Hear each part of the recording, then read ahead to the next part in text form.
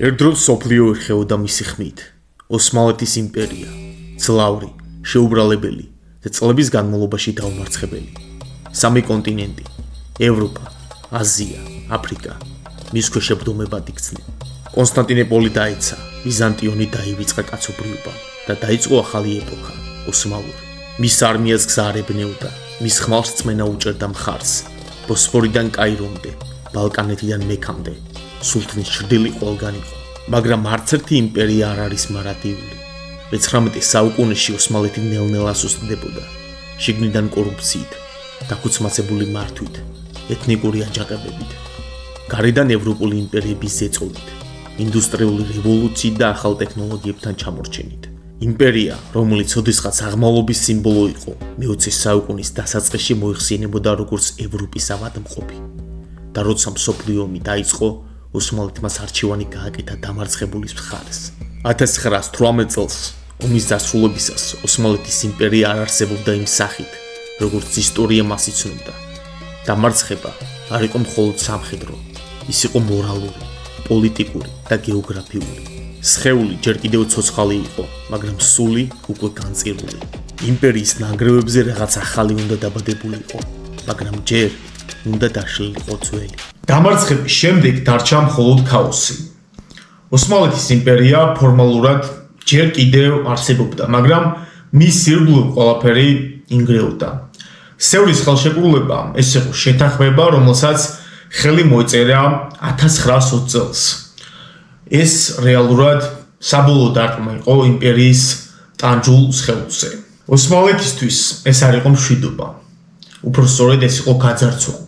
საბერძნეთს მიესცა სმირნა და ეგეოსის სანაპირო, სომხეთს დამოუკიდებლობა, ქურთებს ავტონომია, რომელთაც დღესაც სარგებლობენ, სირია და ლიბანი გადავიდა საფრანგეთის მანდატში, ხოლო ლევანტის ქვეყნები, პალესტინა, ერაყი და იორდანია ბრიტანეთის.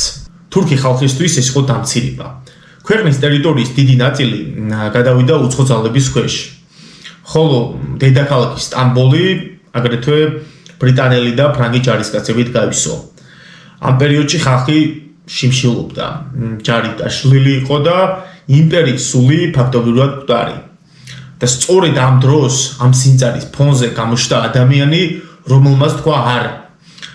ის არ იყო არც სულთანი, არც ხალიფა, არც მოლა, ის იყო უბრალო ოფიცერი, ომისგან დაღლილი დაქანცული ანატოლიიდან, სახელად მუსტაფა ქემალი. მუსტაფა ქემალი, კაცი, რომელმაც შექმნა ერი.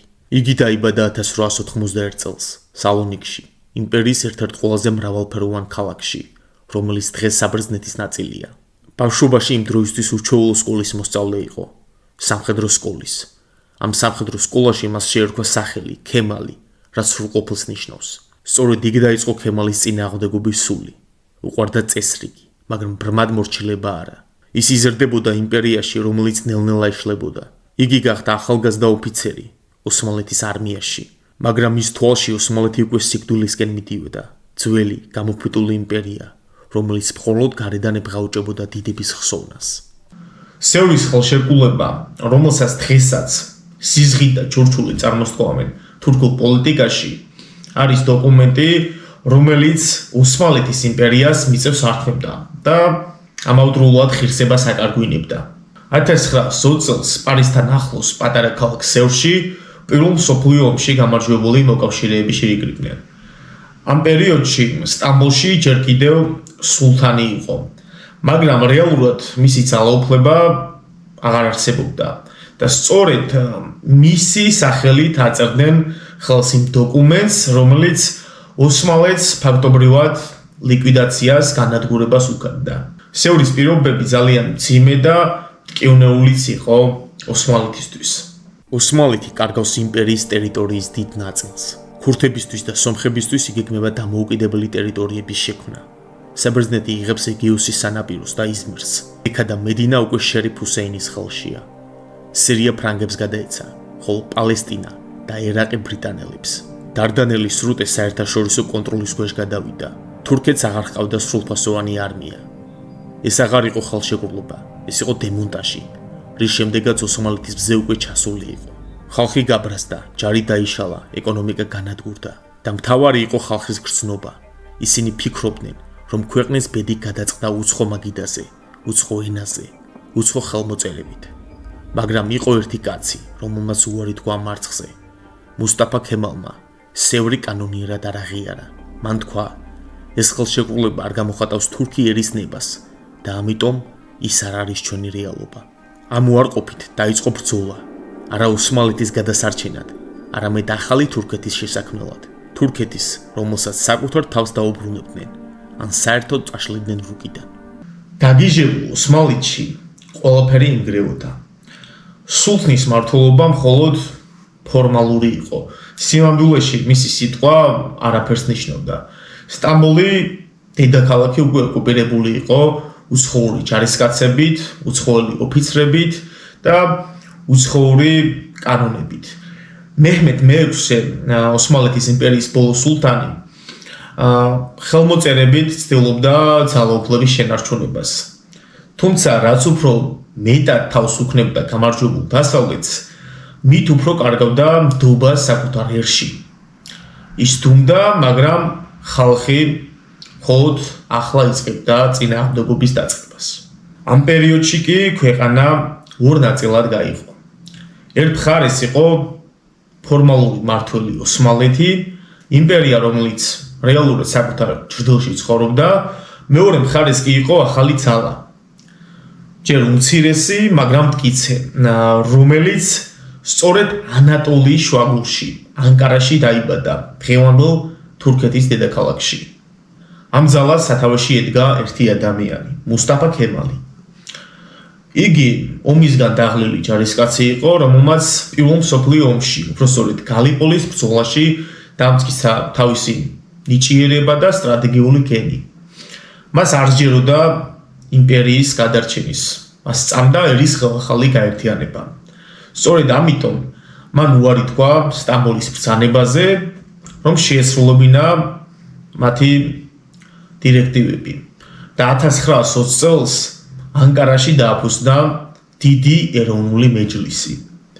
თურქი ხალხის მიერ არჩეული პარლამენტი, რომელიც პირდაპირ უპირისპირდებოდა ოსმალეთის იმპერიის ტახტს. ამით ფაქტობრივად დაიწყო შიდა ომი თურქეთში. უხილავი, მაგრამ მძაფრი. ერთ მხარეს იყო სულთნის ერთგული ადმინისტრაცია და სუნიტური სასულიერო იერარქია. მეორე მხარეს კი ქემალის მიერ გაერთიანებული ეროვნული ძალები, რომლებიც სევრის ხელშეკრულებას ხალატად თვლიდნენ. იმპერია ჯერ კიდევ არსებობდა, მაგრამ ანატოლიაში უკვე სხვა თურქეთი იბადებოდა, ახალი რესპუბლიკაზე დაფუძნებული ლაიკური თურქეთი. ქემალი ამზადებდა არმიას, აყალიბებდა ახალ მმართველობის სისტემას და რაც თავარია, ქმნიდა რწმენას ხალხში, რომ სწორედ ამ თურქ ხალხს შეუძლია თავად განსაზღვროს საკუთარი ბედი და ამას არ სჭირდება არც სულთანი, არც ხალიფა და არც, რა თქმა უნდა, უცხოელი დამპყრობელი. 1922 წელს, როდესაც მეჰმედ მე-6 ტრულად განწყობილი გარემოს ფონზე ფარულად ტოვებს ბრიტანული გემით ოსმალეთს, ეს არ იყო უბრალოდ მონარქის გაქცევა. ეს იყო მთელი იმპერიის უკანასკნელი ამოსვლა. რის შემდეგაც ოსმალეთი უკვე აღარ არსებობდა. და იმ სიცარიელეში, რომელიც იმპერიის დაცემამ დატოვა, ჩნდება სივრცე, სადაც მუსტაფა ქემალი იწყებს ახალი თურქეთის შენებას. ამ პროცესს ჯერ მხოლოდ დასაწყისი ჰქონდა. მის წინ ჯერ კიდევ დგას ათასობით ბარიერი, ხალიფატის ინსტიტუტი, ისლამური ტრადიციების ძალა, გაუნათლებლობა და საუკუნოვანი იმპერიული მენტალიტეტი, მაგრამ მუსტაფა ქემალი აღარ აპირებს უკან დახევას. ის უკვე აღარ არის უბრალოდ ოფიცერი, ის უკვე იქცა სიმბოლოდ, ადამიანად, რომელიც იმპერიის ნაცვლად ქმნის ერს და ამ ერს ექნება ახალი სახე, ახალი ანბანი, ახალი კანონები, ახალი სკოლები და ახალი სახელი, რესპუბლიკა. 1923 წლის ოქტომბერს მუსტაფა ქემალი აცხადებს თურქეთის რესპუბლიკის შექმნას. სტამბოლი უკვე აღარ არის დედაქალაქი, ცენტრი ანკარაში გადადის და ქემალს თავად ირჩევს მეჯლისი, ქვეყნის პირველ პრეზიდენტად, მაგრამ იგი არ ჩერდება მხოლოდ ფორმალური ცვლილებებით. მისთვის ოსმალეთის ფესვების სიღრმეში უნდა მოიკვეთოს. მომდევნო წლებში იწყება მასშტაბური რეფორმები. გაუქმდა ხალიფატი, ისლამის სასულიერო ლიდერობა, რომელიც ოსმალეთს 400 წელზე მეტი ჰქონდა მიტაცებული. ქალებს მიეცათ განათლების და ქორწინების უფლება. მამაკაცებს აეგრძალათ ფეზის ტარიფა, იმპერიული სიმბოლიკისა. შარიათის სასამართლო ჩანაცვლა ლაიცისტური, ევროპული სამართლის კოდექსით. არაბული ანბანი შეიცვალა ლათინურით, რათა ხალხს წერა-კითხვა ესწავლა. სკოლები გათავისუფლდა სასულიერო გავლენებისგან. ეკონომიკა გადავიდა დასავლურ მოდელზე. ქემალს უკვე აღარ ეძახიან მუსტაფას. ის ხდება ათათურქი, ანუ თურქების მამა. ქვეყანა, რომელიც ოდესღაც თაყვანს სცემდა სულთნის ჭრდილს, ახლა სწავლობდა, როგორ ეცხოვრა, როგორც მოქალაქეს თავისუფალ ერში. მაგრამ ეს ყველაფერი მარტივად არ განხორციელებულა. რეფორმებს ახლდა წინააღმდეგობა, აჯანყებები, შიდა დაზაბულობა, მაგრამ ათათურქის ნებისყოფა მტკიცე იყო. მისთვის უკან დახევა დამარცხებას ნიშნავდა და ასე დაიბადა თანამედროვე თურქეთი, იმპერიის ნაცვლად ერის სახელმწიფო. ათათურქის ჭრილი დღემდე ფარავს თურქეთს. მაგრამ ეს ჭრილი დღეს უკვე აღარ არის შეუვალი. მას ებრძვიან, ზოგს შურს, ზოგს კი ენატრება კიდეც. როდესაც 1923 წელს მუსტაფა ქემალმა დაარსა თურქეთის რესპუბლიკა, მან შექმნა სეკულარული სახელმწიფო, რომელიც უარს ამობდა მეფეებზე, ხალიფებზე, რელიგიურ მართლობაზე და თურქეთს დასავლეთისკენ მიუთითებდა გზას კანონის, განათლების და ცივილიზაციისა. მაგრამ 100 წლის შემდეგ ქვეყნის სურათი რადიკალურად შეიცვალა. დღეს თურქეთს მართავს ერდოღანი, პოლიტიკოსი, რომელიც საჯაროდ ამბობს, რომ სურს მორწმუნე თაობა და მისი მმართველობის პერიოდში თურქეთი თანდათან უბრუნდება რელიგიურ ფესვებს. რაც ერთ დროს ქემალმა გაუქმა, დღეს უკან ბრუნდება. ქალებს დღეს უკვე შეუძლიათ პარლამენტში მივიდნენ თავსაბურავებით, თუმცა ეს უფრო ნაკლები პრობლემაა. უნივერსიტეტებში დაბრუნდა რელიგიური სიმბოლიკა. სახელმწიფო აღარ ერიდება რელიგიური ტერმინოლოგიით საუბარს. სასამართლო და არმია, ოდესღაც ქემალისტური ბასტიონები, დღეს უკვე ერდოღანის გავლენის ქვეშ არის მოქცეული. და რაც ყველაზე მთავარია, 2020 წელს ერდოღანმა ყველაზე ძლიერი სიმბოლო შეცვალა ქემალისტური პოლიტიკისა. აია სოფია, რომელიც ათათურქმა მეჩეთიდან მუზეუმად გადააქცია, ერდოღანმა ხელახლა გახსნა როგორც მეჩეთი.